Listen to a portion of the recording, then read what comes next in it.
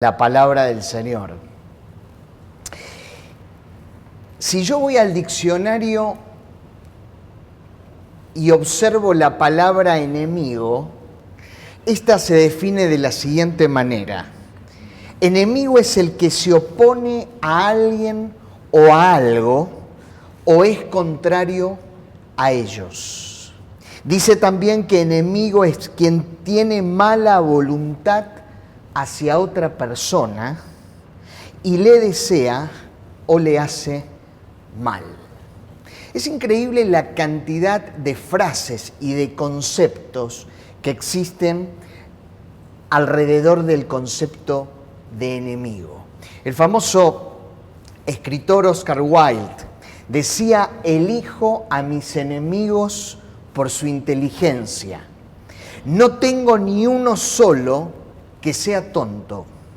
Son todos de cierta talla intelectual y en consecuencia todos ellos terminan apreciándome. Pero hay una segunda frase que me gusta y mucho y dice que la grandeza de un líder se mide en muchos casos por el tamaño de sus enemigos. Yo quisiera en esta mañana observar con vos un diálogo sumamente jugoso que mantuvo el Señor Jesús con sus enemigos. ¿Quiénes eran sus enemigos? Entendamos que sus enemigos no eran los judíos, sus propios compatriotas. Sus enemigos no eran el Imperio Romano, aunque tuvo cierta incidencia para que Jesús llegase a la cruz. No nos olvidemos que este imperio sojuzgaba al pueblo de Israel. Sus enemigos fueron paradójicamente los religiosos. A ellos enfrentó, con ellos discutió una y otra vez y a ellos los condenó. Vamos a observar este evento en el Evangelio de Mateo, en el capítulo 22, versos 23 al 33. Nos vamos a encontrar con que ellos le hacen un cuestionamiento a Jesús absolutamente disparatado. Y me llama profundamente la atención la respuesta que él le da a este cuestionamiento, respuesta en la cual nos vamos a detener. Dice el verso 23 de Mateo 22, aquel día vinieron a él los saduceos, que dicen que no hay resurrección, y le preguntaron diciendo: Maestro, Moisés dijo, si alguno muriere sin hijos, su hermano se casará con su mujer y levantará descendencia a su hermano. Hubo pues entre nosotros 7 hermanos. El primero se casó y murió, y no teniendo descendencia dejó su mujer a su hermano. De la misma manera también el segundo y el tercero, hasta el séptimo. Y después de todos murió también la mujer. En la resurrección, pues, ¿de cuál de los 7 será ella mujer, ya que todos la tuvieron?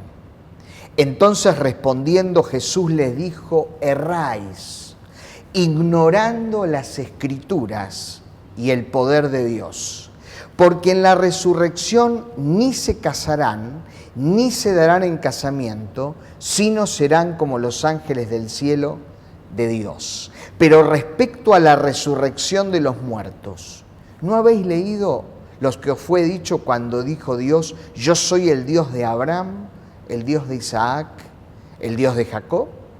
Dios no es Dios de muertos, sino de vivos. Oyendo esto, la gente se admiraba de su doctrina. Tenemos que distinguir dentro de los enemigos de Jesús a 2 grandes grupos de religiosos. Ellos eran los fariseos y los saduceos. El primer grupo eran los fariseos y ellos tenían una característica muy particular, y es que le sumaban a la ley, le sumaban a lo que hoy conocemos como el Antiguo Testamento, sus propias tradiciones. Y Jesús por eso los condena una y otra vez. Los fariseos creían en la doctrina de la resurrección, sin embargo se cuestionaban algunos detalles. Se preguntaban, ¿el hombre resucitaría vestido o desnudo? Si lo hacía vestido, ¿lo haría con las ropas con las que había muerto o con otras ropas? Sostenían que los hombres resucitarían con los mismos defectos físicos con los cuales y a causa de los cuales murieron. De lo contrario, no se trataría de la misma persona. Afirmaban también que todos los judíos resucitarían en Palestina, la tierra prometida.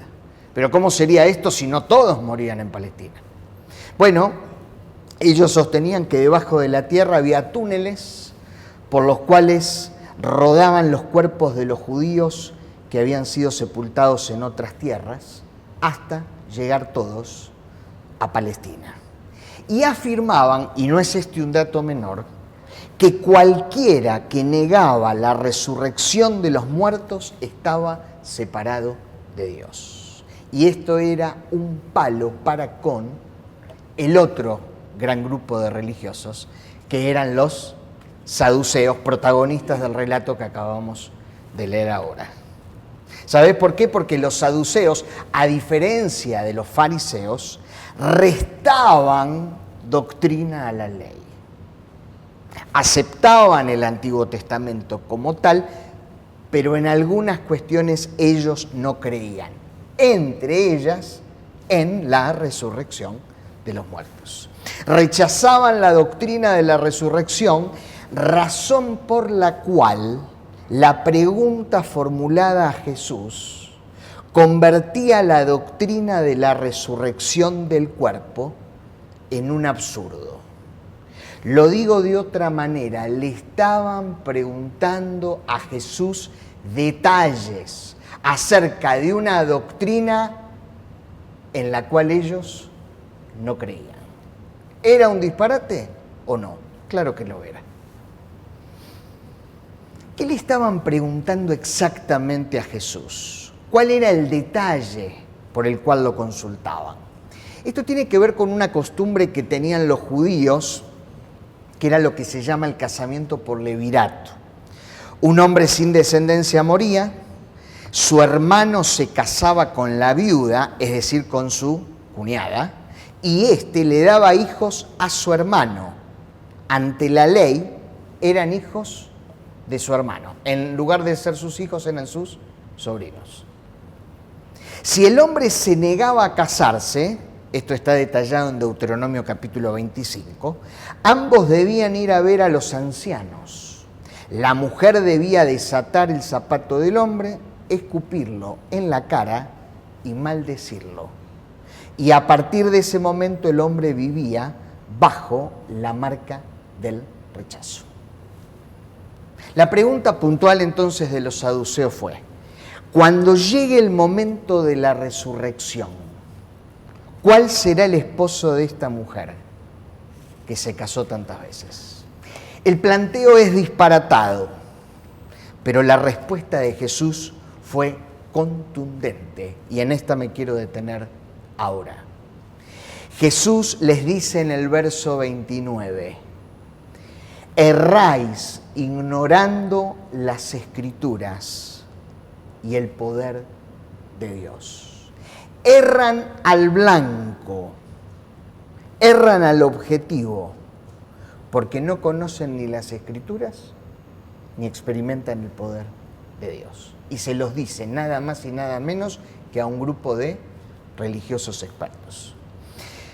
Yo quisiera pensar en esta mañana en 4 modelos de cristianos que surgen de la combinación de estos 2 elementos que Jesús citó como fundamentales en la vida de cualquier hijo de Dios: las Escrituras y el poder de Dios. Por eso quiero titular la reflexión en esta mañana: 4 modelos de cristianos. El primer modelo es un cristiano que conoce las Escrituras, pero que desconoce el poder de Dios.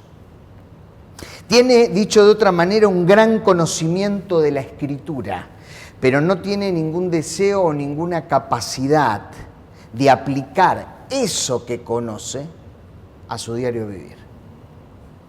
¿Te sorprendería si te dijese que hay teólogos que son ateos? Conocen el texto bíblico como probablemente vos y yo nunca lo podamos conocer. Conocen al dedillo los dos idiomas en los que el texto bíblico fue escrito originalmente, pero todo eso que conocen no modifica un ápice su diario vivir. Se cuenta que Jorge Luis Borges, el famoso escritor argentino, fue un conocedor enorme del texto bíblico. Conocía incluso el texto en sus idiomas originales. Sin embargo, eso que conocía no modificaba su existencia. Me gusta decir, dicho sea de paso, que cuando fue enterrado en Ginebra, en Suiza, en el año 86, por las dudas, ofició su despedida un pastor protestante y un sacerdote católico, por las dudas que todo eso que conociese fuese cierto, ¿no? El pastor Jim Cymbala dice en uno de sus escritos, el conocimiento bíblico debe preceder a la experiencia espiritual. El conocimiento bíblico debe proceder a la experiencia sobrenatural. Si vos y yo deseamos con todo nuestro corazón vivir una experiencia sobrenatural con el Señor, es un objetivo más que noble, pero asegúrate de que tenga asidero, de que tenga base en la palabra del Señor. John Stott, un famoso teólogo inglés, escribió un libro extraordinario que se llama Creer es también pensar. Y él destaca el siguiente concepto y dice que nuestro intelecto puede y debe potenciar nuestra vida espiritual. Nuestro intelecto puede y debe potenciar nuestra espiritualidad. El apóstol Juan escribe, ya en el exilio, fue el último de los discípulos en morir, en la isla de Patmos, el libro de Apocalipsis. En el capítulo 2 y en el capítulo 3 le escribe a las 7 iglesias. Y si observamos en detalle cada uno de estos 7 mensajes, nos vamos a dar cuenta de lo siguiente. Solo a 2 de esas 7 iglesias les reprocha falta de doctrina. Les reprocha no conocer la palabra de Dios. Mientras que a las 5 restantes les reprocha su falta de pasión por las cosas de Dios. La gran mayoría de estas iglesias conocían las Escrituras, tenían sana doctrina, pero eso no modificaba en nada su diario vivir.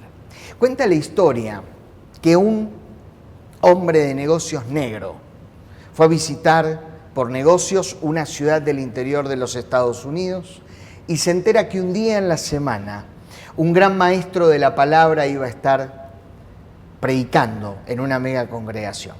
Así que terminó su trabajo del día, se preparó y cuando quiso entrar a aquel lugar, un ujier le dijo, discúlpeme, pero no es este un lugar para negros. Y el hombre dice que se quedó profundamente choqueado, porque le negaron el acceso al templo. Le negaron la posibilidad de poder escuchar a un gran maestro en la palabra. Así que dice que se fue choqueado y cabizbajo, caminando por la calle, por el mismo lugar por el que había venido, y de golpe ve a un hombre con sandalias, con una túnica, con barba y con una cara de misericordia enorme. Y el hombre le dice, ¿qué te pasa, hijo mío? Era Jesús. Le dice, ¿por qué estás tan triste? ¿Por qué estás tan desanimado? Y le dice, Señor, el problema es que quise entrar en aquel lugar y no me lo permitieron porque soy negro. Él le dijo, no te hagas problema. Cuando ellos comenzaron el culto, yo también quise entrar, pero no me dejaron porque soy Jesús. Conocen las Escrituras, pero no experimentan el poder de Dios. Hay un segundo modelo y es contrario al primero. Conocen el poder de Dios, pero desconocen las Escrituras. Dicho de otra vida, su vida es una sucesión de experiencias espirituales que no tienen fundamentos en la palabra, simplemente porque no la conocen. Y déjame decirte un principio que es básico: no puedo experimentar lo que no conozco. Yo puedo, como hace el primer grupo, conocer y no experimentar, pero no puedo de ninguna manera experimentar lo que yo no conozco. Este segundo grupo utiliza la palabra de Dios, si me permitís la expresión, como cábala o amuleto. Creen que estas tapas y estas páginas desprenden algún tipo de magia. Conozco personas que han tenido en algún momento algún acercamiento al cristianismo, incluso a la iglesia evangélica, que hoy día tienen en la mesa de luz abierta una Biblia. Como si por tener abierta una Biblia fuese a suceder algo extraordinario allí. Y a mí me encanta decir que estas páginas y estas tapas no le pueden cambiar la vida a nadie. Y me encanta decir que el mensaje que estas tapas y estas páginas contienen pueden cambiar una vida entera. ¿Amén? El Señor le dijo a algunos religiosos también: escudriñen las Escrituras, porque a vosotros os parece que en ellas tenéis la vida eterna, y ellas son las que dan testimonio de mí. Ustedes creen que a través de la palabra ustedes van a alcanzar salvación. Sin embargo, cuando ustedes vayan a la palabra, ustedes se van a dar a conocer a mi persona, porque la palabra habla acerca de mi persona. Y cuando ustedes vayan a mi persona, ahí es entonces que van a encontrar salvación. El gran problema de este grupo es que le hace decir a la palabra de Dios cosas que la palabra de Dios no dice, simplemente porque la desconocen. Hacen el famoso juego de tomar un texto, quitarlo de contexto y transformarlo en un pretexto. Cuando apareció la versión NTV, la nueva traducción viviente, compré un ejemplar y me di cuenta que los editores escribieron un muy interesante artículo de varias páginas delante del texto bíblico, y hubo una frase, una estadística que aparece allí que a mí me llamó profundamente la atención, y dice así: en la actualidad sigue siendo mayor el número de personas que escuchará la lectura de la Biblia en el templo que aquellos que la leerán por sí mismos.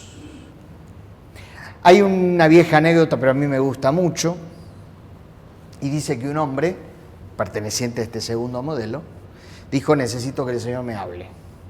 Y abrió la Biblia de manera deliberada y leyó: Judas fue y se ahorcó. Cerró la palabra y dice: no puede ser que este sea el mensaje para mí. Volvió a abrirla y dice: ve tú y haz lo mismo. Dijo: de ninguna manera esto puede ser así. Y la abrió por tercera vez diciendo: la tercera es la vencida. Y lo que has de hacer, hazlo pronto. Conocen el poder de Dios, pero desconocen las Escrituras. Hay un tercer modelo, y créanme que existe. No conocen ni las Escrituras, ni experimentan el poder de Dios. Utilizan la iglesia como un ámbito para relacionarse con otros seres humanos con los cuales se identifican, porque son hombres y mujeres moralmente buenos, pero su experiencia acaba ahí, no van por más. Yo nací y crecí en una congregación, hoy me acordaba cuando anunciaban los bautismos, donde cada noche en que había bautismos, ese mismo domingo por la mañana los que iban a bautizarse contaban su testimonio. Allí había gente de diversas características, con distintas cualidades, con distintos perfiles, pero hubo un denominador común que a mí me llamaba profundamente la atención, y es que muchos de ellos aseguraban que al haberse convertido no solo había cambiado su vida espiritual, también había cambiado su vida social. lo cual es extraordinario. Empezamos a formar parte de la familia de Dios y me empiezo a relacionar con mucha gente que hasta ese momento desconocía. El gran problema es si toda la experiencia termina nada más que en lo social y no vamos por algo más. Hace, yo creo que más de una década atrás, un juez alemán se volvió sumamente famoso porque escribió una novela llamada El lector. Se llama Bernhard Schlink. Se volvió tan famosa con esta primera novela que fue invitado a dar la charla de apertura a la Feria del Libro, una de las más importantes del mundo, en Frankfurt, en Alemania. Y mientras daba la charla allí, dijo algo que llamó profundamente la atención de todos los periodistas. Dijo: cada domingo voy a la iglesia. Lo interrumpieron y le dijeron: señor Schlink, no sabíamos que usted era creyente.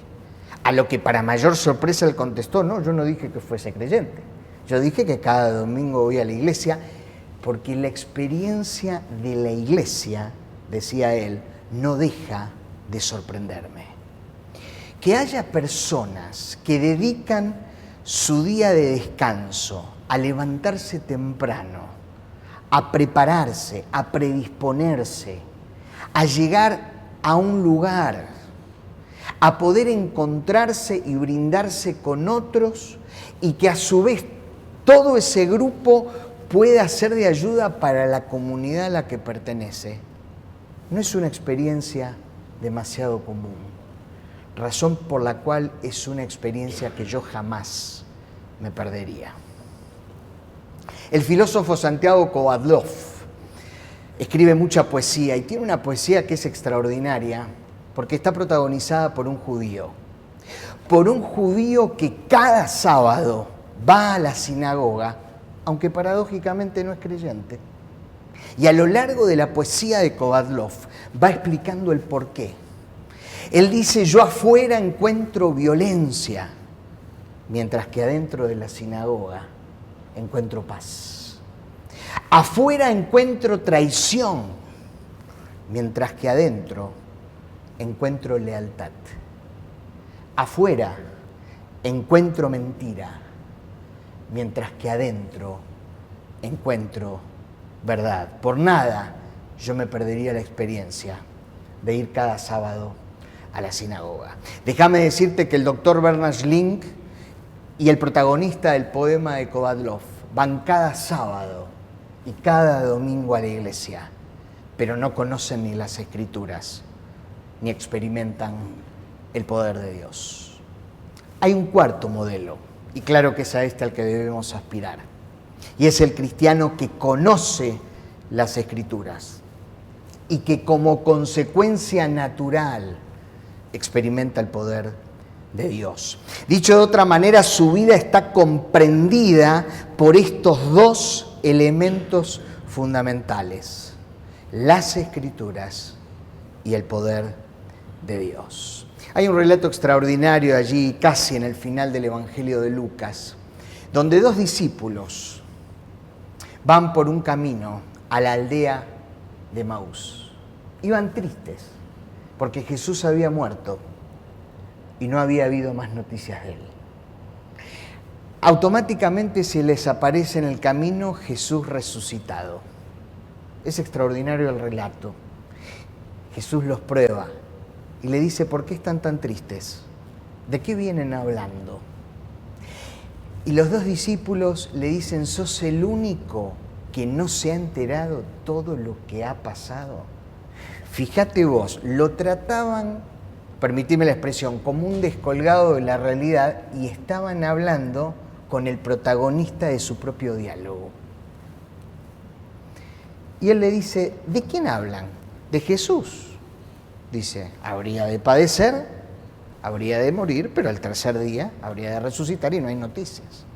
¿Y qué hace el Señor? Les empieza, dice el texto, a hablar las Escrituras y empieza a recordarle lo que los profetas anunciaban acerca de que era necesario que el Mesías padezca, muera, 3 días esté en la tumba, pero luego resucitase. Dice que llegan al lugar, es muy interesante el detalle, y le invitan a Jesús a quedarse porque el día se había hecho de noche. Jesús entra con ellos, se sientan, Jesús parte el pan y dice que los ojos de ellos fueron descubiertos y fueron conscientes de que Él era el Mesías, pero Él automáticamente se les desaparece de la vista. Y ellos se hacen una pregunta que para mí es fundamental en este relato. Se preguntan, ¿no ardía en nosotros nuestro corazón cuando nos hablaba las Escrituras en el camino? Permitidme parafrasearlo. Ellos se preguntaron, ¿cómo no nos dimos cuenta que el que venía con nosotros en el camino era Jesús resucitado, si cuando nos hablaba la palabra, nuestro corazón ardía? ¿Cómo no nos dimos cuenta de esta realidad si esa palabra que nos hablaba atravesó nuestro corazón? ¿Cómo fue que no nos dimos cuenta? Cuando me casé cambié de tintorería. Esto podría ser un dato menor, pero yo visitaba frecuentemente la tintorería porque trabajaba en aquel entonces en saco y corbata. Cierto día de lluvia y de mucha humedad, muy típica de Buenos Aires, al terminar de trabajar me di cuenta que mi traje claro tenía una aureola aquí en el costado. Era una aureola grande y perfecta, y me di cuenta que había sido con el roce con algún elemento. Así que llegué a mi casa, me quité el traje, fui caminando a la tintorería, se lo llevé a mi tintorero, me miró y me dijo, el portafolio que utilizás es demasiado ordinario. Con la humedad y el roce, traspasó la tintura del portafolio al traje. Me dice, quédate tranquilo, es una mancha menor, se quita y a otra cosa. Me voy de aquel lugar y la primera pregunta que me hice es cómo supo mi tintorero que yo utilizaba un portafolio demasiado ordinario. Jamás me había visto vestido de trabajo. Siempre iba a llevarle la ropa de trabajo. Y saqué la siguiente conclusión. Mi tintorero conoce muy bien las telas. Mi tintorero conoce muy bien los elementos que pueden dañar esas telas. Y mi tintorero conoce de qué manera esos elementos pueden dañar esas telas. Los conoce con tanta profundidad que él no necesita preguntar. Él simplemente afirma. Lo mismo sucede con aquellos que conocen las Escrituras y que experimentan el poder de Dios. Ellos no preguntan, ellos simplemente afirman. Pero si alguien nos demostró vivir en carne propia este cuarto modelo, ese fue el Señor Jesús. El texto que acabamos de leer concluye diciendo que oyendo esto la gente, oyendo las enseñanzas de Jesús, la gente se admiraba de su doctrina. ¿Sabes de qué se admiraba? Que conocía las Escrituras y que respondía a los cuestionamientos con las Escrituras. Pero cada vez que Jesús hacía un milagro, del tipo de milagro que fuese, el texto continúa o termina diciendo que la gente se admiraba, ¿sabes de qué? De su poder. Del poder que él manifestaba producto de haber conocido la palabra. Sabía equilibrar ambos elementos en su vida diaria. Alguien dijo alguna vez acerca de la palabra, léela poco y serás como muchos. Léela mucho y serás como pocos. Léela poco y serás como muchos. léela mucho y serás como pocos. Y mi oración es que en esta mañana vos y yo seamos de esos pocos que conocen las Escrituras y que como consecuencia natural experimentan el poder de Dios.